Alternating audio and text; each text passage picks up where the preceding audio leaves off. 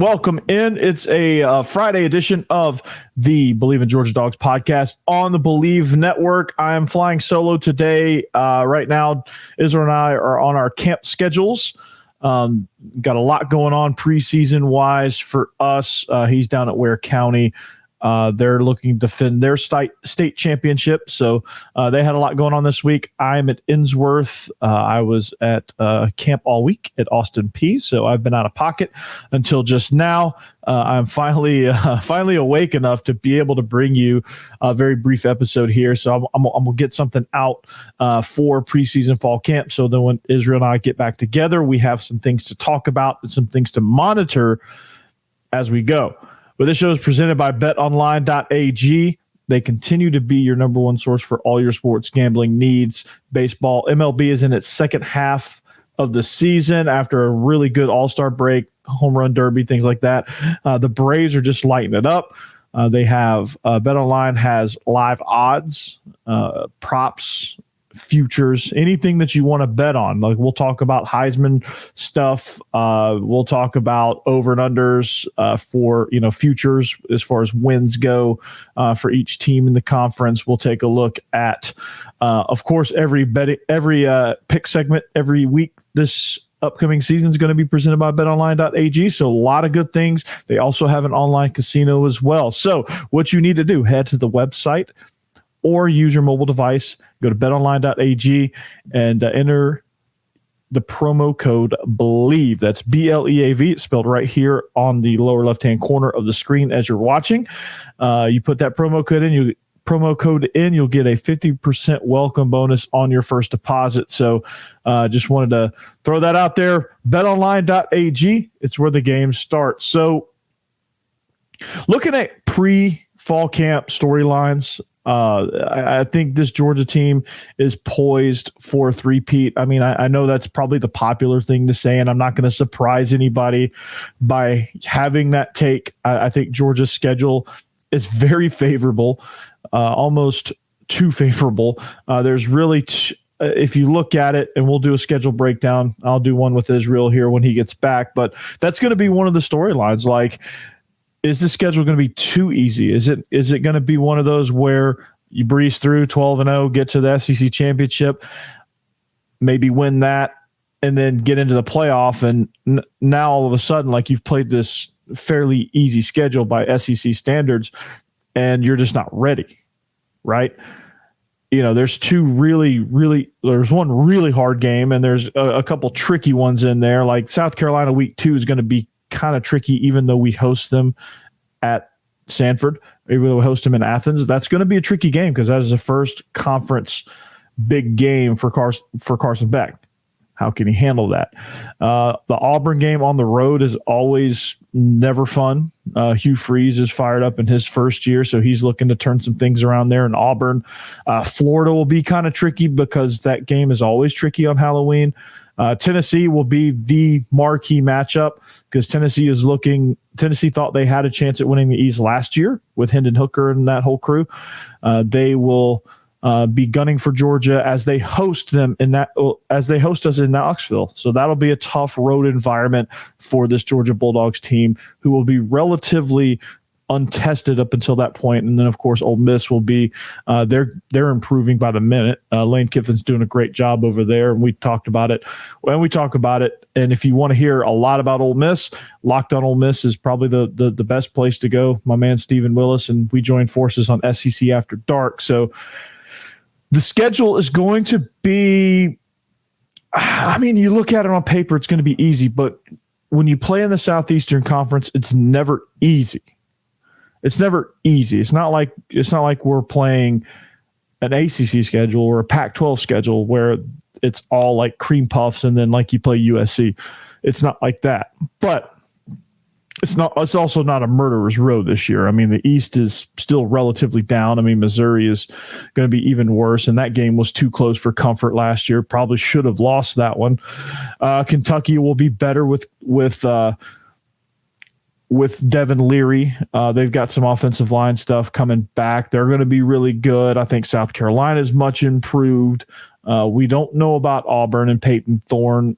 You like to say that Auburn's not going to be there, not going to be ready for year one. But again, that game it's the Deep South's oldest rivalry, so they're always going to be up for it. And it's in Auburn, which they have some weird voodoo or something down there. I'm not sure exactly what's going on there, but that's not an easy place to play and win ever. No matter how bad Auburn is, it's not an easy place to play and win. So that game will be kind of tricky. Georgia Tech will be better. I don't think there'll be much of a challenge, but they'll be better. They'll at least score a lot of points, and they'll be more competent offensively. I don't know defensively. I'll have to see that shake out. But the aforementioned Tennessee and Florida and Kentucky, those teams, I think they're all going to be. I think they're all going to be decent. Tennessee will be really good. Ole Miss will be really good, and everybody else is a wild card. So I think that's where a lot of pause comes with Georgia's schedule. You don't know what these teams are going to do. Like, you could come out and Kentucky could be the premier team in the East alongside Georgia.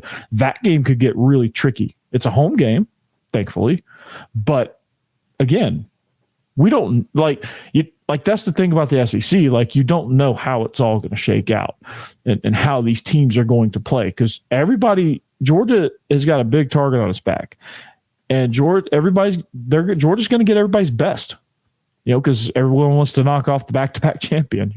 Everybody wants to prevent that three-peat, because nobody in this conference wants Georgia to three-peat. I guarantee you that.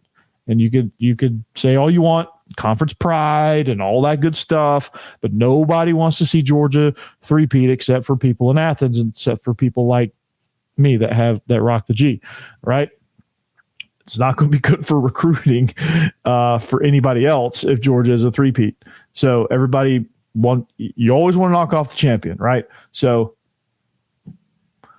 long story short, the schedule is going to be a bit of a wild card, but realistically, it's going to be pretty easy. It's going to be a pretty easy schedule. Like, if Georgia doesn't go 12-0 through this schedule, it'll be a massive disappointment as far as that goes. So that being said, I think some factors, some storylines you have to look at, even though it's not much of a battle, the quarterback room and the quarterback battle is still ongoing. They haven't named Carson Beck the starter, even though he's the heavy favorite, and he's going to be pretty dang good, but they just haven't officially named him yet. So he's got to get through camp as the starter, and he's got to perform in some of these road environments, right?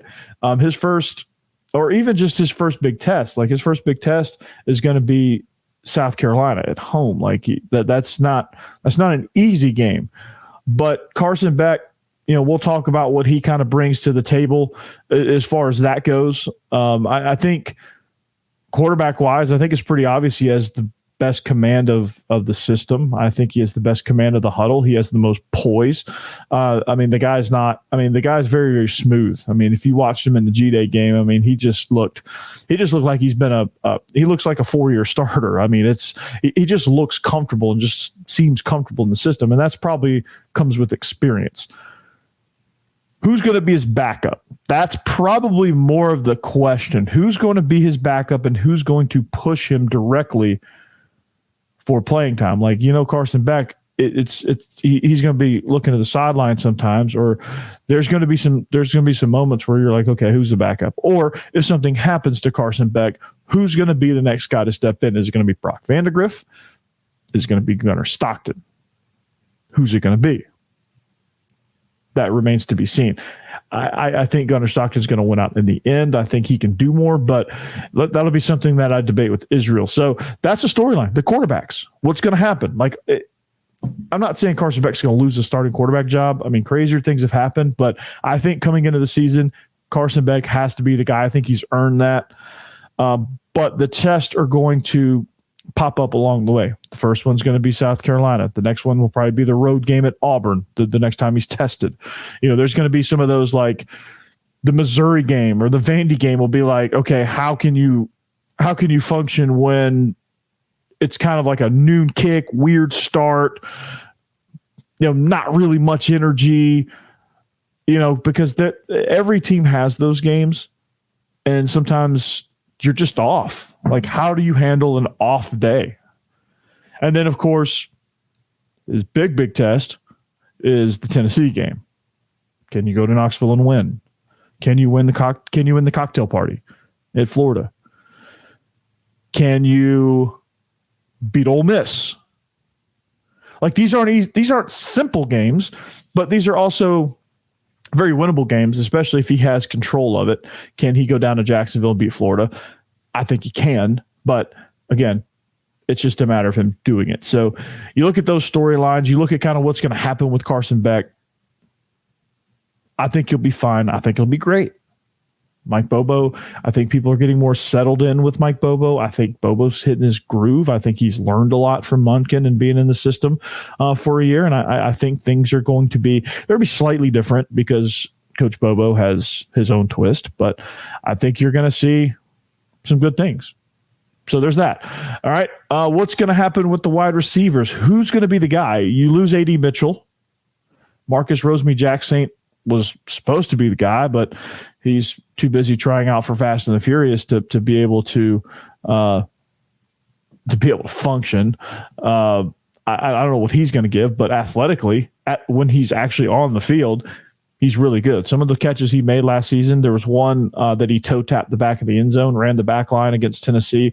I think it was Stetson was getting some pressure, and he just basically threw it at the crossbar, and Rosemy-Jacksaint just went up and got it. So he has a lot of ability. So it's just going to be a matter of keeping him on the field and keeping him, out of trouble for the most part. So you look at Dominic Lovett. Like I had a YouTube short about him being an X factor. I think he's going to be phenomenal. I think he might be the best addition to that room.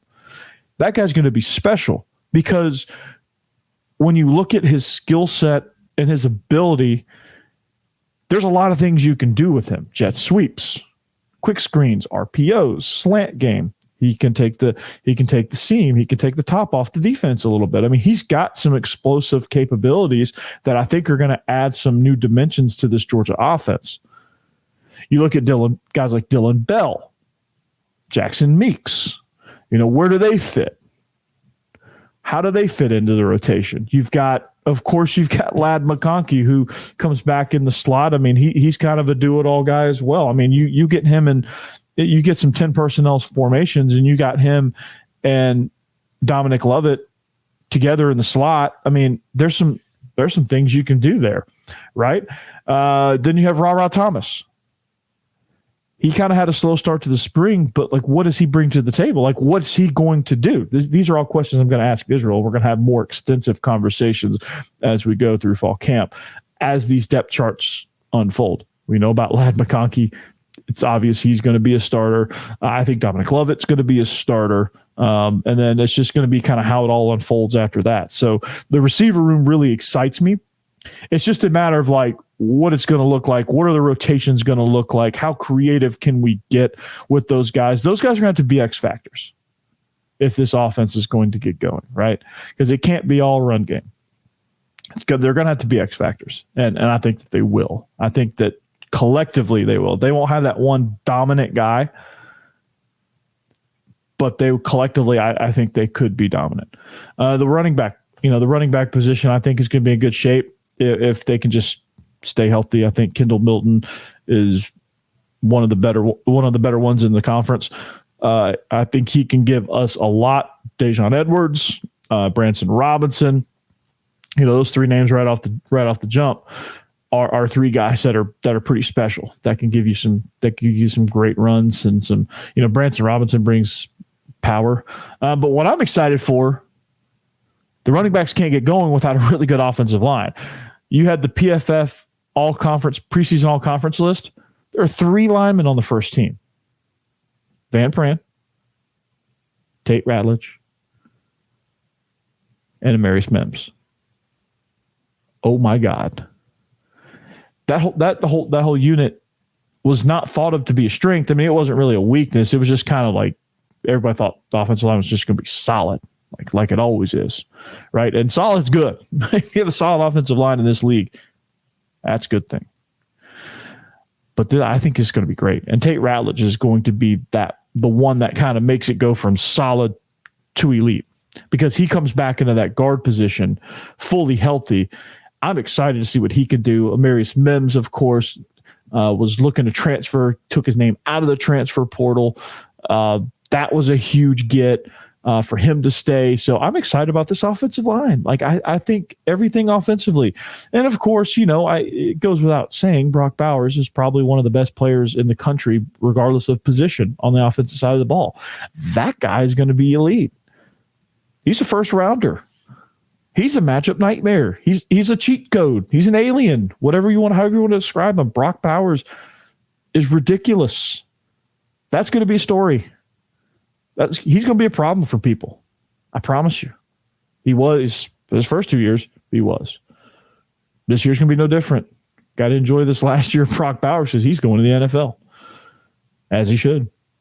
But that's going. I mean, that was an obvious one. I don't think anybody needs to I don't think we need to go in depth about Brock Bowers. I think maybe what Israel and I can bring you, since we're both offensive coordinators, we could bring you how did they group the personnel? Like, how did they match Brock Bowers with Ladd McConkey, Dominic Lovett? Or you have a group with Jackson Meeks. So you can have pseudo 12 personnel, but Jackson Meeks can be that bigger physical guy. Dylan Bell, how do you get some of these receivers incorporated with these tight ends? Like Oscar Delp is going to be good as well. So I'm excited to kind of see the creativity and the personnel groupings and the formations and the things that you can do with these guys. And they're all unselfish, it seems like. It's like one guy contributes a lot one game. Next game, it comes back around to somebody else. Like McConkey will be large in one game. Bowers will be large in every game, let's be honest. Jack Saint will be really good in a game. Dylan Bell will be, a key contributor in a game. It's just going to move around, which is great, which is what you need. That's true balance. So I look forward to talking about all these topics with Israel. Defensively, really excited about the secondary. We talked about that once before. We're going to reiterate that. Nyland Green, I think, has a chance to do something really, really good. I mean, your obvious ones are Kamari Lassiter, Malachi Starks, and Javon Bullard. You have those three coming back in the secondary. Oh, my goodness. That's going to be really good. It's going to be really fun to watch, right? This is going to be the best, I think, the best overall secondary since Richard LeCounte was patrolling back there. So I'm excited about that. I'm excited about this linebacking core. Smell Munden is going to be really good. Dumas Johnson, I think, after some of his legal troubles, is going to be really, really good. I think this defensive line had the last few seasons with Jordan Davis and Jalen Carter, but I think collectively as a unit, they're going to be pretty good because I think they're going to be more role players this year, and I think there's going to be some different combinations of some guys that can do different things based on the situations that they're put in. And I think the sub patterns are going to reflect that, like Zion Logue, somebody shout out to Lebanon, BDP. I think he's going to be really good. Nazir Stackhouse is going to be really good. I think you're going to see some creative stuff with Trey Scott. I think he's done a tremendous job at developing those guys. So I don't think there's going to be a ton of fall off. You lose a couple first rounders. I mean, there's going to be some obvious slight drop offs at that position because you lose elite guys. Like Jalen Carter is making some waves at Eagles training camp right now. So you lose a guy like that. It's never easy, but I think if you look at a position that I don't want to call it concern because it's not really concern, but if you forced me to put a question mark on a position, I think the first one defensively is defensive line for obvious reasons. I think the second one's outside linebackers because I think our defense got relatively young at that position real fast. Got some 5-star guys out there, guys that were early enrollees that are not really freshmen. I mean, technically they're freshmen, but they're freshmen plus because they've gotten some college experience already. But those are the two positions I would think would probably, if you had to throw a question mark on the defense, it would be those two positions. I think secondary's rock solid. I think the inside linebackers are going to be really good. Outside backers are going to be a bit of a question mark. Defensive line is going to be a bit of a question mark. I think offensively, if you had to throw a question mark, I mean, it's not much of one, but the quarterback position, just because it's unknown. The receivers, because outside of Ladd McConkey, it's relatively unknown. I mean, we know what talent there is, but yeah, I think it's going to be okay. But that's going to do it. Check us out here. Subscribe, like, and subscribe. Find us anywhere you get your podcast. We are the Bleav in Georgia Dogs podcast presented by Betonline.ag. We'll see you back here next week with Israel. We got some more camp storylines going on. We'll catch you later. Peace. Do you believe?